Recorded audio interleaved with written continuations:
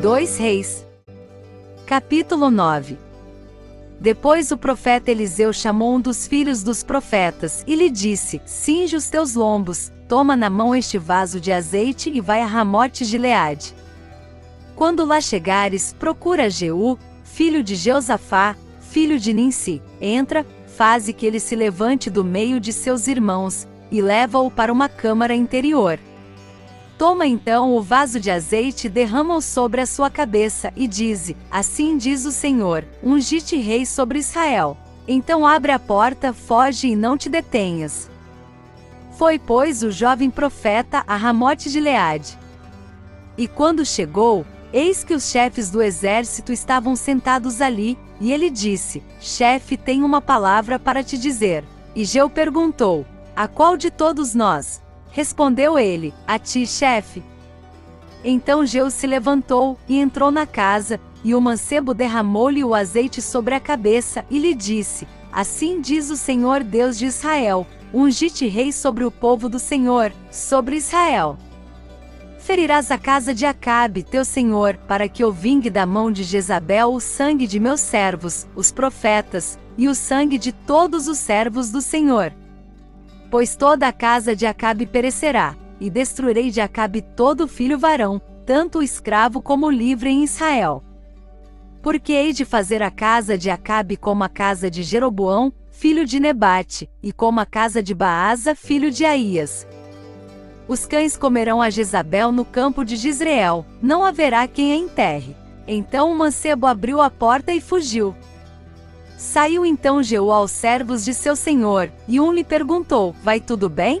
Por que veio a ti esse louco? E ele lhes respondeu: bem conheceis o homem e o seu falar. Mas eles replicaram: é mentira, dize-no-lo, pedimos-te. Ao que disse Jeú: assim e assim ele me falou, dizendo: assim diz o Senhor, ungi-te rei sobre Israel.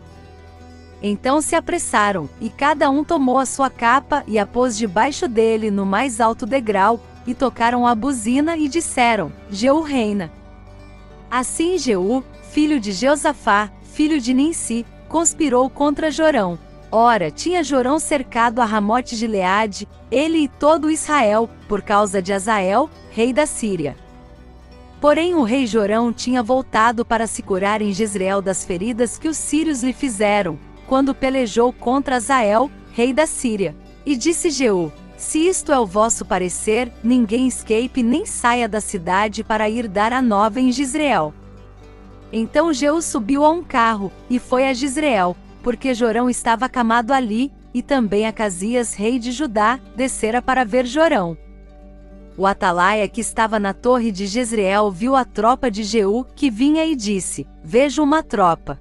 Disse Jorão: toma um cavaleiro e envia-o ao seu encontro a perguntar: a paz? E o cavaleiro lhe foi ao encontro, e disse: assim diz o rei, a paz. Respondeu Jeú: que tens tu que fazer com a paz? Passa para trás de mim. E o atalaia deu aviso, dizendo: chegou a eles o mensageiro, porém não volta. Então Jorão enviou outro cavaleiro, e chegando este a eles, disse: assim diz o rei, a paz. Respondeu Jeú: que tens tu que fazer com a paz? Passa para trás de mim. E o atalaia deu aviso, dizendo: também este chegou a eles, porém não volta, e o andar se parece com o andar de Jeú, filho de Ninsi, porque anda furiosamente. Disse Jorão: aparelha-me o carro. E lhe o aparelharam.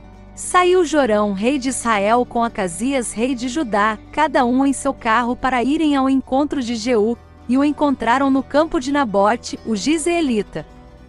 E sucedeu que, vendo Jorão a Jeú, perguntou: a paz, Jeú? Respondeu ele: que paz, enquanto as prostituições da tua mãe Jezabel e as suas feitiçarias são tantas. Então Jorão deu volta e fugiu, dizendo a Acasias: a traição, Acasias. Mas Jeú, entesando seu arco com toda a força, feriu Jorão entre as espáduas, e a flecha lhe saiu pelo coração, e ele caiu no seu carro.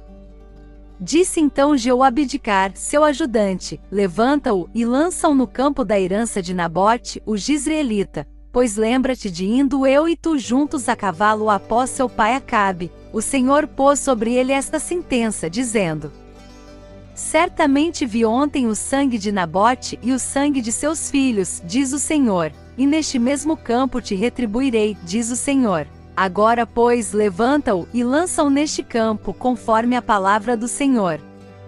Quando Acasias, rei de Judá, viu isto, fugiu pelo caminho da casa do jardim, e Jeú o perseguiu, dizendo: a este também, matai-o.